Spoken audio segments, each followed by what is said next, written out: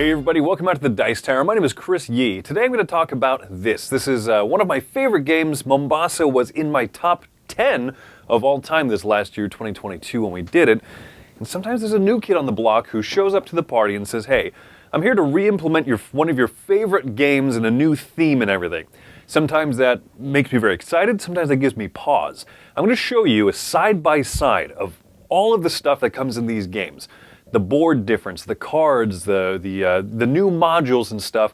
I'm going to be comparing these. If you haven't seen it, we did a review video of Skymines, just as a standalone review. So go ahead and watch that. I'll link that below here. But if you want to see the stuff side by side, you already know maybe how Mombasa plays, and you want to see these two compared, this is your video. I'm going to show that to you, and then I'm going to come back, and I'll be wearing a different shirt, because I've already recorded this and lost the footage, so let's kick it to my old self. One of the first differences you'll probably note, besides setting, theme, artwork, and everything, is that Alexander Fisser's name is joined by Victor Kobilki over here for Skymines. The rulebooks are slightly different sizing. You see that Skymines has a rectangular book, whereas Mombasa is square. Skymines is a bit thicker, but it has a few extra modules and things to explain, and a little four-mission campaign that you can play through that introduces some of the modules, which I'll cover in more detail. Mombasa has the square-sized rulebook, a little more dense wordage per page, so I think the Skymines is a little bit easier of a book to actually read. Of course, it is also joined by the solo booklet over here, which explains how the solo mode is played, and it also has a lot of dense text and characters and stuff per page. One thing you'll definitely see is that Skymines is a larger game, it has a larger table spread. You compare the original board here from Mombasa compared to the Skymines board, and you see it's about 2 inches on these two sides here, quite a bit bigger. There's also a few little differences I'll point out, even though the map here on the front side of the Skymines board, I looked through it and I cannot tell really any direct difference between the spaces and the bonuses that they award. The 4 companies are located roughly the same distance. Cape Town down here, or in Skymines, the Minerva station, is quite a bit further from the other companies, and these other ones are going to be a little bit more head-to-head. Let me focus on a few differences. The layout for the bonus disc spaces, or the worker placement part of the game, is different. You'll notice in the original Mombasa, it's all in one quadrant here. These are the majorities for the different resources you have face up. Those are actually shown in the top left corner of the Skymines board, whereas these other places here, first player, trashing cards for money or buying money, and getting the tokens, the advantage tokens for the next round, are all shown here on the bottom right.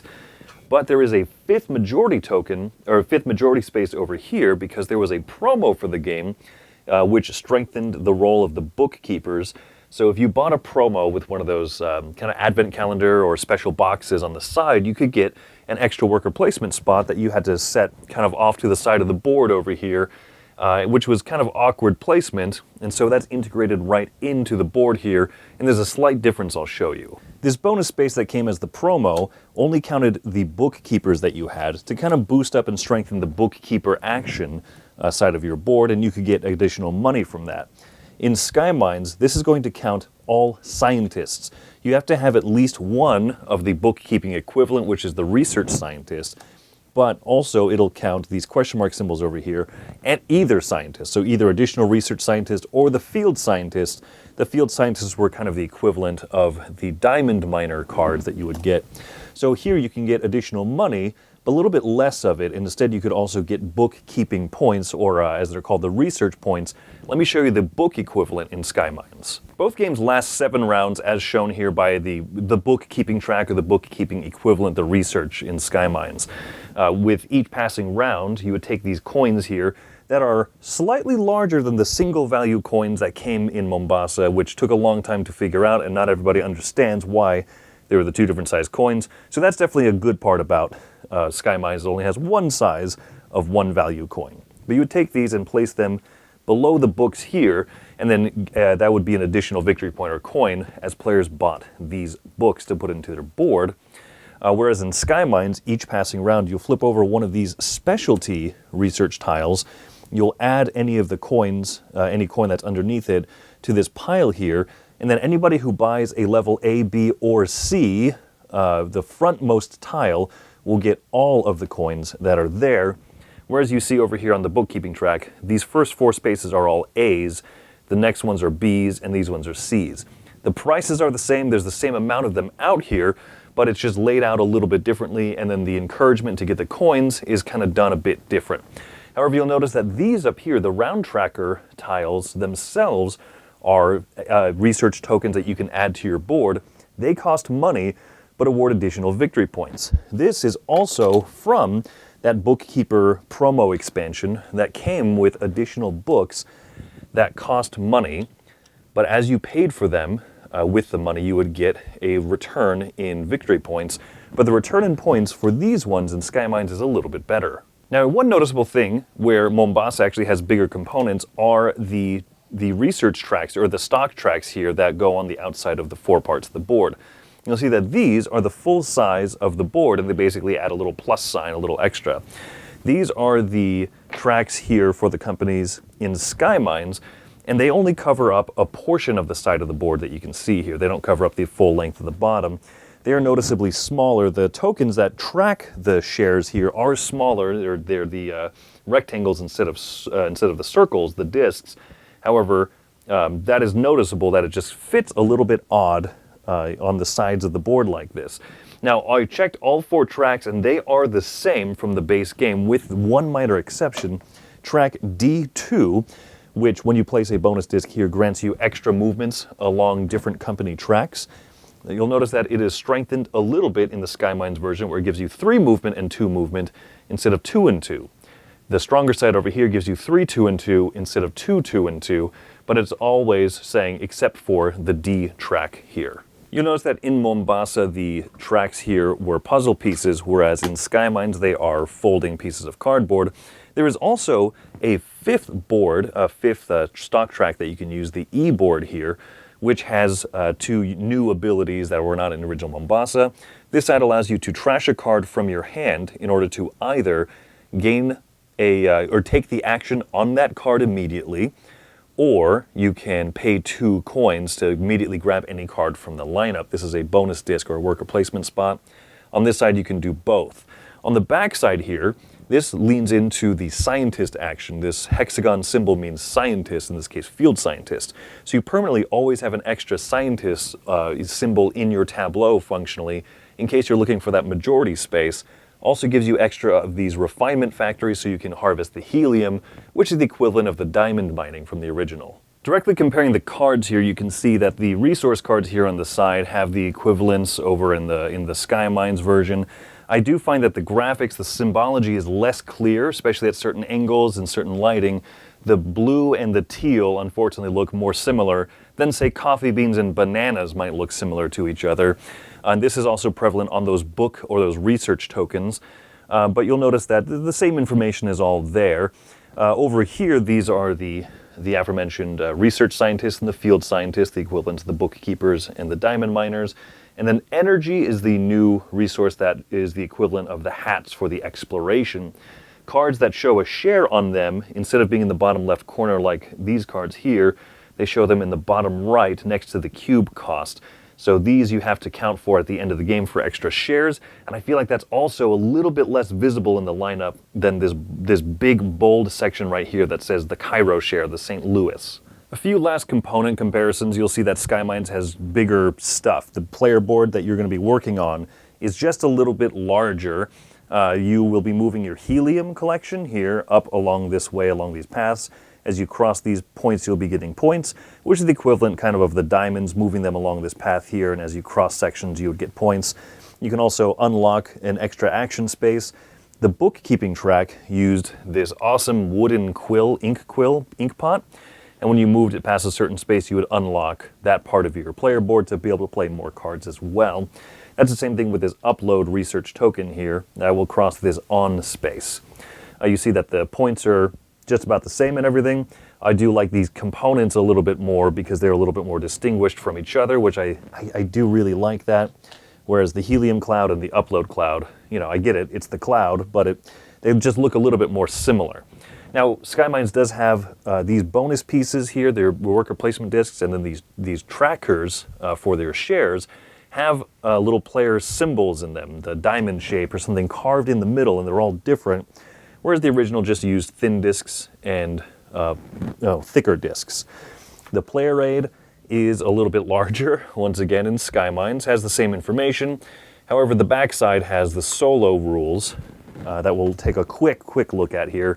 And then even the score pad for both games. Skymines is larger. It's just larger. It's larger. Now, taking a look at things that are just new to Skymines, you'll see that there is a storage solution in the box. It has these boxes. They're tuck boxes that you put together yourself, and then you put a divider inside, and you can hold all of the player pieces of a player color and their starting cards, and then some other thing in here. So, for example, the A books or the research, or these are the C tiles. You're also supposed to put the pieces of a company, right, the stations that move around on the board of the houses from the original. And I find that odd because you wouldn't want just those mixed in here, so I still bag them and put them in here, but it's still not a terrible storage solution. Underneath it, you see there's a nice, picture of the, of the game. And I guess that if you put these in the correct order, I just realized that it actually makes the picture that is shown underneath it. Ooh, I just learned something here, and now you're going to have to watch me do it because I have the power and you don't. So there you go. It comes with a storage solution in the box. Do I think it's great? It's okay, maybe at most. But let's talk about some of the other modules. The biggest and probably most exciting module is the back side of the board, which is not featured in Mombasa. This is a completely new development. These are asteroids that you can move across. Rather than moving across the surface of the moon, you will be using your energy or your exploration points to move to these different points. You'll see that, for example, with the purple company here, Minerva. There are satellites, which are these, that usually you have to cover up onto these spaces to be able to move between asteroids, and then you'll take the normal bases from the game and move them along asteroids. Each company has a starting line of asteroids that they can move towards. So with your first exploration with the Minerva Corp, you could come over here and place into this area for one energy or one exploration. The symbology over here shows what you'll get for the first time that you add one of your research stations to that place. However, you can, for the sake of increasing the quality of your company, you may build multiple of them in the same asteroid or not. If you want to explore off of here, however, you're going to have to pay extra energy to build satellites, which are also going to increase the portfolio, the quality of the company onto these different spaces. Some of the spaces have bonuses like increasing your shareholding there. From here, you can continue to spend energy to explore around. And you'll notice that underneath here, there are additional spaces that will lock so that the company's value will not decrease. You cannot ever, if you get booted off of a place, cover up these 4 spaces with the regular research stations or the bottommost space with the satellite here. So that is kind of what's different about this. It is, Minerva Corp is still kind of more isolated from the other places here, and you just have to look a little bit more carefully about where you can develop. One other thing you might notice that isn't in the original Mombasa is there's a little bit more symbology in each of the spaces here. Rather than just showing the reward, there's also an associated symbol with each of the rewards. And so it's a little more iconography. I'm not sure if I'm a fan of that or not. Now, one module you can play when playing with this backside of the board are these objective cards, or these threat cards rather. These threat cards get placed out here in such a way that they create a path that connects these 2 satellites. And so as you're expanding your corporations, they can come out. You can spend 2 energy to move onto this place here. If you meet this requirement, for example, having 40 victory points on your research track, you can then eliminate this threat and get rid of it. As a reward, you'll get 2 research points, as well as this card itself will turn into a wild share of your choice at the end of the game. Each of these threats also has something that will fire off if they are not resolved by a certain point. So for example, this one, if undealt with, the singularity will swallow the solar system and the game will end after round 6 instead of 7. Or if you don't deal with the probe with the unknown signature, it'll annihilate everybody's helium-3 reserves at the end of the game, so losing all of your helium track victory points. This one here will make you lose, the comet hits the most valuable station and decreases its value by 2, i.e. the most valuable company at the end of the game. This one here, the space pirates, players will lose all of their leftover cash. This one here is the artificial Einstein-Rosen bridge. This, if undealt with, will eliminate all players' energy cards in hands, which could be shares. And then this one over here is the time anomaly. If you don't have 25 helium and 25 research, you get caught up in a time loop. Play again. I know I definitely don't like that last part.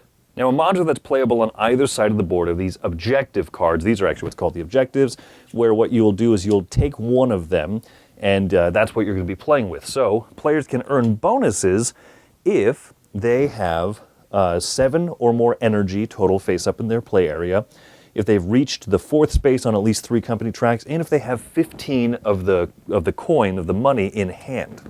What players will do is they will take one of their single-use bonus discs. You'll notice that these are cardboard instead of the nice wood pieces, and that's on purpose because as you accomplish any of these 3 objectives, you'll take this and it'll become an available bonus disc for you to place later on in the game. But once you use it, that's it. It's a one-time bonus. If a player is able to get all 3 of theirs off of this card, then this will move over in front of them, and this becomes a new bonus disc placement space itself. You pay a coin, move up 3 spaces on any track. Lastly, let's take a look at the AI, the solo game, the Luna, or you can use them even in a 2 or 3 player game. And how this works is Luna is a simplified player. All they do is they track helium, they track the research track without putting any of the research tokens on there, and they track money for victory points. On their turn, they're going to be controlled by this deck of cards here. The level 1 cards are shuffled and face down into the Luna deck. The level 2 cards are set to the side. They'll slowly get added in over the course of the game. During the planning phase, players are going to choose their cards as normal and then reveal or put one of these Luna cards into each of these action spots for every one of the nodes that are on. So when the helium reaches the spots or the research reaches those spots, you might put more Luna cards out. When you are done revealing your cards, choosing your cards for the round, you'll also reveal 2 cards up here at the top of the board, and this is going to show what number of those symbols Luna has for the different categories, and that'll determine whether you can place your bonus marker onto those majority spots. When it's Luna's turn, and they'll never go first, they simply reveal the leftmost action card. They will earn coins, they can move up the research track or move up the helium track, and then they'll do whatever's shown on the bottom. Block those bonus marker spots. Maybe they'll take cards from the display, or they can even expand out the companies. You'll see that there's either a min or a max shown when they expand a company, and it'll tell you which company to expand. All of the spaces on the board have numbering, have little subtle numbers in them, so they'll either expand to the smaller number or the larger number. It's very simply run. At the end of each round, when the cards are discarded, Luna will take more cards and put them out. If Luna ever has to shuffle the deck, they will add one of these level 2 cards, which you see take bigger actions and have bigger numbers for majorities, shuffle it up, and then wherever that might end up, it'll affect that area. And so more of these will get added over the course of the game. After 7 rounds, players compare scores against Luna and see who has the most points. To play a more challenging version of Luna, you'll add these cardboard tokens out, and every time that your helium marker or your research marker hits one of these spots, you'll take an additional level 2 card and shuffle it into the deck. You can play an easier version of Luna where you never add these level 2 cards in, you only play with the level 1 cards. So I hope that was a useful side-by-side look at a lot of the things, the cards, the boards, all that stuff, seeing what's different between the two. I'm going to talk about this now, give you my thoughts, my feelings on what those differences are. Clearly the theme is different. I don't need to discuss that at length, right? Obviously, you can look at this and say, got it, it's in space. You can determine whether you like the space theme or not. But what I'm going to say about the art is that I find that the art in Skymines, the look of it and everything, it's a bit busier. I think that's a bit unfortunate because this game, Mombasa, that I've always really liked because it's a heady, it's a thinky game, but it's smooth. It plays really smoothly, and part of it is that the resources, bananas, cotton, and coffee are all very easy to distinguish from each other. In Skymines, they are a lot harder to read the state of those research tokens of the books across the board and to see what people have in their display in front of them. I find that to be really unfortunate. I value readability a lot when it comes to games. That being said, I'm grateful that this isn't just a straight reskin. The front side of the Skymines board is the exact same. All 4 of the tracks are almost, as I said, the exact same as from the original Mombasa, but I like that there's just a little bit more there. I like there's that extra track. I like that there's the Asteroid side on the back of the board. I like that there's a little extra modules, but I'm also very grateful that the game is 99% the same. I find that that new version of the research track or the book or the research tokens, the books, I find that to be an odd change, and it feels modern. It feels more modern, but I'm not really sure that it adds anything to the game, really. It just feels like a more modern way to implement things and to have a few extra rules in place. I am really grateful, though, that they took that little promo expansion, that small promo pack that you had to buy as part of a box that came with 3 other game promos, like Isle of Skye and stuff, something that you might never ever use, and they just kind of folded it into Skymines. That I find great because I always enjoyed the bookkeeping in Mombasa, and I liked having that little extra sideboard where you could, put your majority bonus marker there for having the most bookkeepers. It was a great way to earn a lot of money.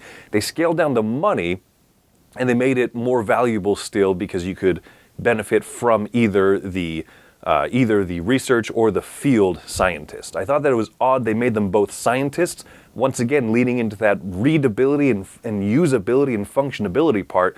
Relearning this game with symbology and the new theme was slightly difficult because you're sitting there looking at scientists and saying, which one of these is which? I'm not used to these new symbols. I'm confused that they're both called scientists, so I can't just look that up. But I was grateful that even though that was an annoyance, that in Skymines there was a purpose. Both scientists work together towards that majority bonus and towards how many bonuses you get, and then certain cards also benefit from just scientists in general, whether research or field. Is that the smoothest way to have implemented that extra little bit into the base game? It's okay. I mean, I'm more grateful that it's there than I value the fact that it's a little bit unsmooth, but that's okay. So you might go into learning this game as an avid Mombasa fan and say, this is tricky to wrap my head around. I feel like this is harder to get than it should be because I know the game so well, but I'm just tripping over all these new symbols on there. I find it a really odd touch that on the main board, they doubled up the amount of symbols. There's something that says 2 coins on the top, and below it shows 2 mines. I don't know why they did that. The bonus on the top is more clear than the symbols of the mines. I don't look at the mines and think money. I think that's mining maybe the helium or something. So I find it really odd that they cluttered the board a little bit. They made it bigger. The board spaces are gigantic. The board is really larger, as you saw from the original one. And then you have to put the tracks on the side. I find that this game is a bit too large feeling almost. And that seems like a modern thing. They want bigger spread and bigger boards. The player boards are bigger. And I think that that loses a little bit for me, a little bit of the charm of the fact that this is a lot of game that doesn't look overwhelming on the table when you see the original Mombasa setup. I find that odd. I find it odd that the spaces on the map are huge, but the spaces on the tracks are really small now. I can't get my head around some of those decisions, but hey, those are minor changes. What about the new stuff in the game? The new modules, I think my favorite one is probably those goals, those objectives. I like that it's just some little thing to go for and you can get a bonus one-time use bonus marker. I think that's really neat. You don't have to chase all of that, but depending on the setup, depending on what tracks are out there, those little bonus markers might be really useful for you. I think that that's a neat thing. It's not too difficult. It's weird that they're cardboard, but I guess I can't complain too much because it does differentiate it from your normal wooden bonus markers. Let's go to the Asteroid side of the board. I think the Asteroid sort of the side of the board is good, but I'm not clamoring to play on it. I think that the game is so smooth on the front side, so now playing on the back side and having to kind of change up the readability a little bit by determining how much energy is it going to cost to put the satellite out from this direction versus this direction. There's an extra energy on certain sides of it. I find that a little bit odd. I get it. It's basically the equivalent of the double lines, but I think that it's strange that it's just not... Once again, it's a readability thing for me. It's not hard to read, but you have to know to look for those little persnickety things. The asteroids themselves, are okay. I think it's cool that you can dump more company, the houses, the buildings out there onto those spaces, and you can really double up. But you're not getting that placement bonus a bunch of times. I think that's interesting, but I'm not clamoring to play it. Now, in addition to that, you can play then with the threat cards. You put that in the card in the middle of the board, and then if no one resolves this thing by the end of the game, it'll tank some aspect of the game, right? It'll just deplete all of your helium stores. Everyone loses all of those points. That's the little module that I'm probably the most unsure about. I think it's okay. I think some of them are more okay than others. I really think it's clever, the one that could end the game on round 6 instead of 7 if nobody gets rid of that threat card in the middle. I'm okay with that. The one that says at the end of the game, play again. No, I'm never using that one. I will never use that one.